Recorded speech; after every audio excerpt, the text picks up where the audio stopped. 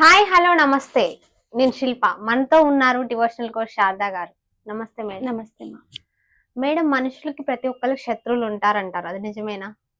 అవును, నిజమే అనొచ్చు. ఎందుకో తెలుసా, మనుషులు ఎప్పుడో మనం విరోధం పెంచుకుంటూ ఉంటాం. ఒక మనిషిని చూస్తే ఒక మనిషి అసూయ, ద్వేషము, ఏదో ఒక ఆలోచనతోటి శత్రుత్వం అనేది తెచ్చుకుంటాం. అది ఆఫీసులో కావచ్చు, స్కూల్స్లో కావచ్చు, బయట ప్రైవేట్ సెక్టార్లో కావచ్చు, సొసైటీలో కావచ్చు, ఎక్కడైనా శత్రుత్వం ఉందని అంటారు.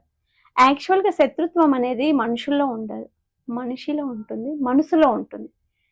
ఒక మనిషి ఎంత శత్రుత్వం చేయాలన్నా నువ్వు సపోర్ట్ చేస్తేనే శత్రుత్వం అవుతారు, అవునా కాదా? నువ్వు నన్ను తిడుతున్నావు, నేను పట్టించుకోకపోతే నేను నీకు శత్రువు అవ్వను కదా. తిడితే తిట్టింది, మా శిల్పానే కదా అనుకుంటే అయిపోతుంది కదా. అలానే నువ్వు బూతులు తిట్టినా నేను పడతాను. నువ్వు కావాలనుకున్నప్పుడు నువ్వు బూతులు తిట్టినా నేను పడతాను, నువ్వు కొట్టినా నేను పడతాను, నువ్వు తిట్టినా పడతాను, నువ్వు ఏం చేసినా నేను పడతాను. అది నా పాజిటివ్నెస్. నువ్వేంటి అదే నేను కొట్టాను నేను తిట్టానంటే పడతావా? పడతా కదా.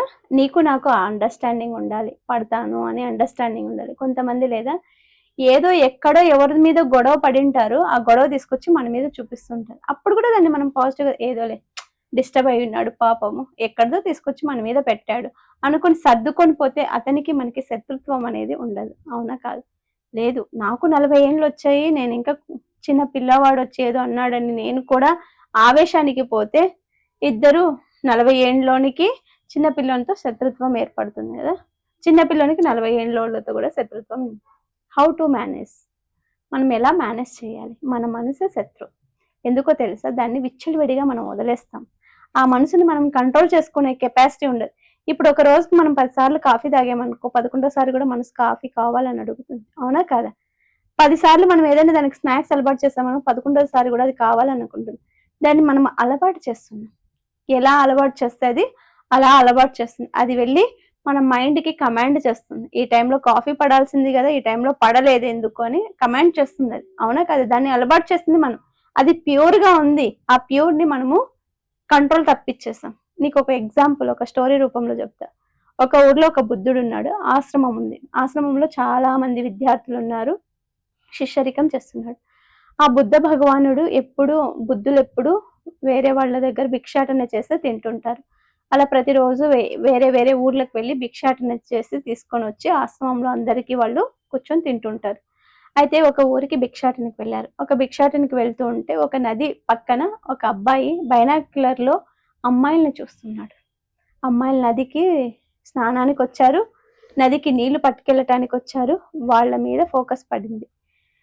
అందులో ఒక శిష్యుడు, బుద్ధుని శిష్యుడు ఏం చేశాడు, కనిపెట్టాడు. ఆ చెట్టు కింద అబ్బాయి ఏం చేస్తున్నాడు అని చెప్పి వెళ్ళి చూశాడు. చూస్తే ఆ అబ్బాయిల్ని అమ్మాయిల్ని చూస్తున్నాడు. ఏం చేస్తున్నావు అని అంటే, నేను అక్కడ ఉన్న అందాన్ని చూస్తున్నానంటే, ఇది ఏమందం ఉంది అక్కడ చూస్తానని బైనాక్యులర్ చూసుకొని ఇది కూడా ఆయన అందం చూస్తాడు. ఏముంది అక్కడ ఆడవాళ్ళు ఉన్నారు, ఏముంది దాంట్లో అందము అంటే, నీకు అందాన్ని ఆస్వాదించడం నీకు తెలియదు కాబట్టి నీకేం కనిపించలేదు. నేను చాలా ప్రతిరోజు అందాన్ని ఆస్వాదిస్తూ ఉంటాను, నాకు వాళ్ళు చాలా అందంగా కనిపించారు అని చెప్పాడు. అవునా అని చెప్పి ప్రతిరోజు ఈ బుద్ధుడు కూడా రోజు చెట్టునకు వెళ్ళి అదే పని చేస్తున్నాడు. ప్రతిరోజు అమ్మాయిలు రావడము, నీళ్లు పట్టడం వచ్చేటప్పుడు వాళ్ళ అందచందాన్ని చూసి ఎంజాయ్ చేయడం. అంటే కామ క్రోధ మదం ఆశ్చర్యాలు ప్రతి మనిషికి ఉంటుంది. బుద్ధుడని లేదు, మనిషి ఎవరైనా మానవులు అనే వాళ్ళందరికీ ఉంటుంది. కానీ వాటిని కంట్రోల్ చేసుకునే కెపాసిటీ ప్రతి మనిషిలోనూ ఉంటుంది. దాన్ని వదిలేస్తే అది విచ్చలవిడిగా తయారవుతుంది. ఎక్కడ తీర్చుకోవాలో అక్కడ తీర్చుకోవాలి, ఎక్కడ అణిచివేయాలో అక్కడ అణిచివేయాలి అని బుద్ధ సిద్ధాంతంలో చెప్తుంది. అందుకే కదా ఆయన బుద్ధ భగవాన్, ఆయనకి కామక్రోధాలు ఉన్నాయి, వాటిని అన్నింటినీ అధిగమించిన తర్వాతే కదా ఆయన బుద్ధుడు అయ్యాడు, అవునా కాదు? ఆయన ఏం చేశారు, ప్రతిరోజు అందరినీ చూస్తున్నాడు. ఒక రోజు ఆశ్రమానికి వెళ్ళి ఏ పని చేస్తున్నా అమ్మాయే కనిపిస్తుంది, ఏ పని చేస్తున్నా అమ్మాయే కనిపిస్తుంది. కాన్సన్ట్రేషన్, అతను ఎందుకు వచ్చాడు, ఈ బుద్ధ ప్రపంచంలోనికి ఎందుకు వచ్చాడు, ఈ బుద్ధుని దగ్గర ఎందుకు శిష్యరికం చేస్తున్నాడు అనే విషయం మర్చిపోయాడు. మర్చిపోయి ప్రతిసారి ఏం పని చేసినా కూడా అమ్మాయే కనిపిస్తుంది. వెళ్తున్నాడు చెట్టు దగ్గర, అమ్మాయిని ఎంజాయ్ చేస్తున్నాడు, ఆలోచన చేస్తున్నాడు, అమ్మాయి గురించే థాట్స్ అన్నీ అవే వస్తున్నాయి. ఇలా చేస్తుంటే ఒక రోజు గురువుకి డౌట్ వచ్చింది. డౌట్ వచ్చి భోజనం పాత్ర తీసుకొని వస్తుంటే, అన్నం పెడుతుంటే పాత్ర తీయబోయి కప్పు తీయబోయి పాత్రను కింద పడేసా. అంటే నీ మనసు ఎక్కడో డిస్టర్బ్ అయ్యింది, ఎక్కడయ్యింది, రేపటి నుంచి నేను కూడా నీతో పాటు వస్తాను, భిక్షాటనకి వెళ్దామంటే, ఎందుకు గురువు గారు మీరు వద్దు, నేనే వెళ్ళి చేస్తాను అని చెప్పాడు. ఎందుకంటే భయపడుతున్నాడు, గురువు నన్ను దండిస్తాడు అని భయపడుతున్నాడు. సరే అని గురువు నువ్వు వెళ్ళు అని చెప్పి గురువు చాటు నుండి చూస్తున్నాడు, పంపించేశాడు. భిక్షాటనకు వెళ్ళాడు. ఆ చెట్టు దగ్గర నుంచి అమ్మాయిని చూస్తున్నాడని గురువు గ్రహించేశాడు. గ్రహించిన తర్వాత మళ్ళీ ఆశ్రమానికి వచ్చిన తర్వాత, నువ్వు చేస్తున్న పని ఏంటి అని అంటే, ఈ భిక్షాటనలో కూడా అమ్మాయి కనిపిస్తుందా నీకు, భిక్ష పాత్రలో కూడా అమ్మాయి కనిపిస్తుందా నిన్నే అడిగితే, గురువుగారు మీకు తెలిసిపోయిందా నేను తప్పు చేస్తున్నానని అని భయపడుతున్నాడు. ఎప్పుడూ మనిషి అనేవాడు భయపడకూడదు. ఒక సమస్య వస్తే గనక దాన్ని అధిగమించాలి. మనకి ఎవరో కాదు శత్రువులు, మన మనసే శత్రువు. మనం దాన్ని ఎలా వదిలేస్తే అది మనల్ని అలా ఆడిస్తుంది. మనం దానికి బెండ్ అయ్యామనుకో అది మనకు బెండ్ చేసుకుంటుంది. మనం మనసు మాట కాదు వినాల్సింది, మన మాట మనసు వినేలాగా చేసుకోవాలి. నువ్వు మనసును అలా ఆ అందచందాల వైపు చూస్తున్నావు కాబట్టి ప్రతిరోజు నీకు అదే కనిపిస్తుంది, అదే కనిపిస్తుంది. నీ ఫోకస్ మొత్తం దాని మీదే వెళ్తుంది, నీ ఫోకస్ ఇటు చెయ్యట్లేదు. ఫర్ ఎగ్జాంపుల్, ఒక చెట్టుకు నీళ్లు తదేకంగా ఇస్తున్నామంటే చెట్టు చనిపోతుంది కదా, అవునా కదా? అలా అని చెట్టుకు నీళ్లు పోకోకుండా చేస్తామంటే కూడా చెట్టు చనిపోతుంది కదా. ఆ చెట్టుకి ఎంత నీళ్లు కావాలో అన్ని నీళ్లు మాత్రమే మనం ఇవ్వాలి. ఎక్కువ ఇవ్వకూడదు, తక్కువ ఇవ్వకూడదు. అలా చేస్తేనే ఆ మొక్క బతుకుతుంది. మనిషిలో కూడా కామ, క్రోధ, మదమ, ఆశ్చర్యాలు అనేటివి ఖచ్చితంగా ఉంటాయి. వాటిని ఎక్కడ వదలాలి, ఏ ఏ ప్రొఫెషన్ లో ఉన్నప్పుడు దేనికి న్యాయం చేయాలనేది మన చేతుల్లో ఉంటుంది. శత్రువు అనేది బయట వాళ్ళు ఎప్పుడు కాదు, మన మనసే శత్రువు. మనం చూసే పర్సీవ్నెస్ మీద డిపెండ్ అయి ఉంటుంది. మనం చూసే దృక్పథాన్ని మార్చుకున్నాము అనుకోండి, మనకు శత్రువు అనేది మనుషుల రూపంలో ఖచ్చితంగా ఉండరు. మనం శత్రువు కావాలన్నా మిత్రువు కావాలన్నా అది మన మనసు మనకు ఆడిస్తుంది. మన మనసు ఎప్పుడు ఆడకూడదు.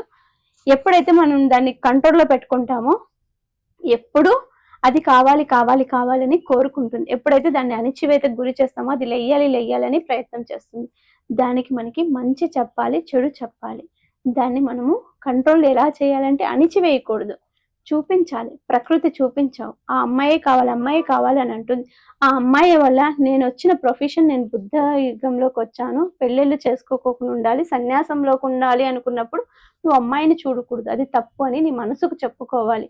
నీ మనసే నీకు శత్రువు, నువ్వు మార్చుకోవాలి అని చెప్పి శత్రువుల గురించి చెప్పారు. మనం వెడేసి ఏం చేస్తున్నాము, ఎవరితో అయినా కూడా ఒక చిన్న గొడవ అయినా కూడా వాడు నా శత్రువులాగే ఫీల్ అవుతూ ఉంటాం.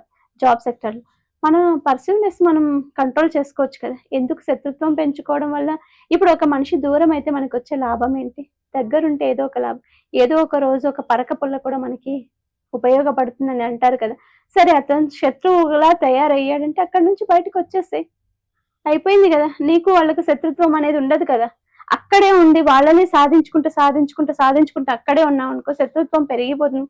సరే, నీకు వాళ్లకు సరిపోవట్లేదంటే నువ్వు అక్కడ నుంచి బయటకు వచ్చేస్తావు అనుకో, శత్రుత్వం వెళ్ళిపోతుంది కదా. అంతేగాని వాళ్ళకి 4 మాటలని వాళ్ళలో మనం చెడ్డనిపించుకొని బయటికి రావడం కంటే తెలివిగా మేనేజ్ చేసుకోవడమే.